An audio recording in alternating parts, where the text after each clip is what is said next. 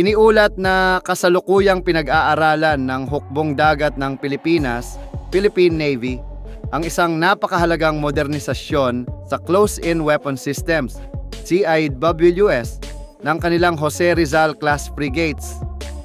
Ang hakbang na ito ay itinuturing na kritikal na bahagi ng mas malawak na programa ng modernisasyon na layong palakasin ang kakayahan ng bansa laban sa mga makabagong banta sa karagatan.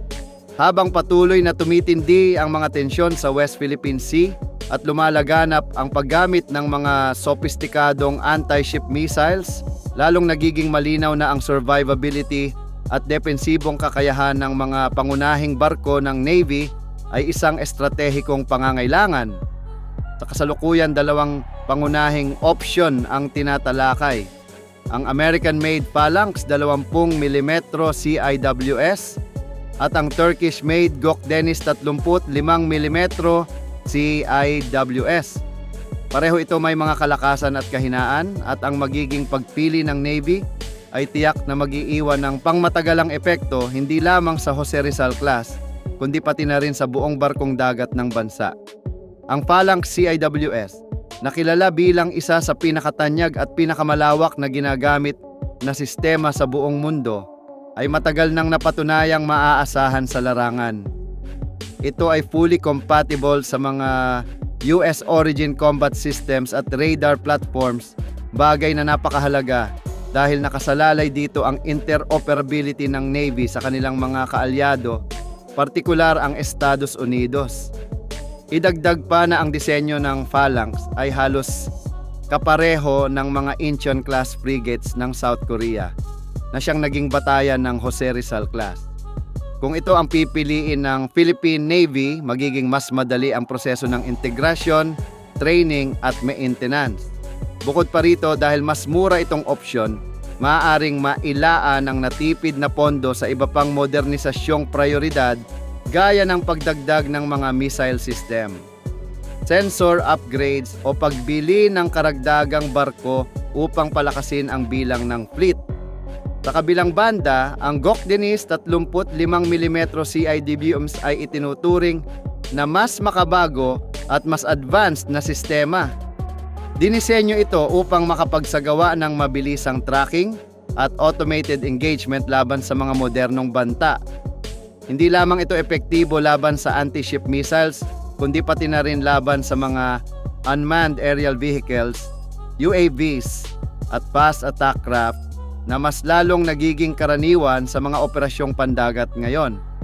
Kung maisasama ang Gökdeniz sa mga barko ng Philippine Navy, maaari nitong mapataas ng malaki ang antas ng depensa ng buong fleet, lalo na sa mga sitwasyong may mataas na panganib. Gayunpaman, ang hamon ng opsyong ito ay ang pinansyal na aspeto.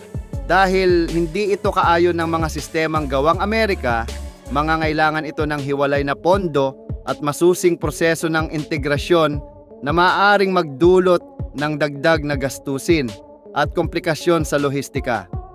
Para sa mga analista, malinaw na nakatayo ang Navy sa harap ng isang kritikal na trade-off.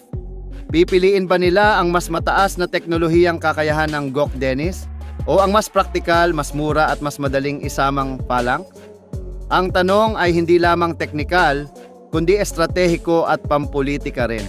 Ang pagpili ng Phalanx ay magpapatibay sa interoperability ng Pilipinas sa mga pangunahing kaalyado nito gaya ng Estados Unidos at Japan. Samantalang ang pagpili ng Gökdeniz ay magpapakita ng bukas na pagtanggap ng Navy sa mas malawak na network ng defense partners kabilang ang Turkey na agresibong pumapasok sa merkado ng Timog Silangang Asya.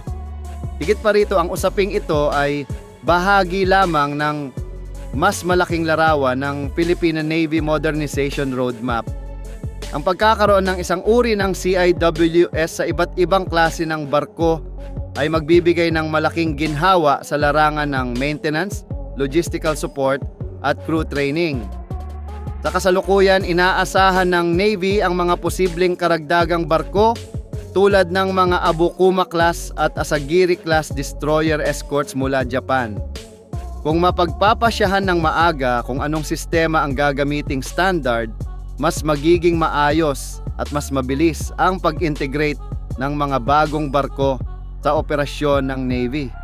Sa huli, ang magiging desisyon hinggil sa pagpili sa pagitan ng Phalanx at Gokdenis ay hindi lamang makakaapekto sa Jose Rizal Class Frigate. Ito ay magiging batayan ng magiging direksyon ng buong estratehiya ng Philippine Navy mula sa procurement, pagsasanay at doktrinang pandagat hanggang sa pangmatagalang kahandaan ng bansa sa pagtatanggol ng soberanya nito sa dagat.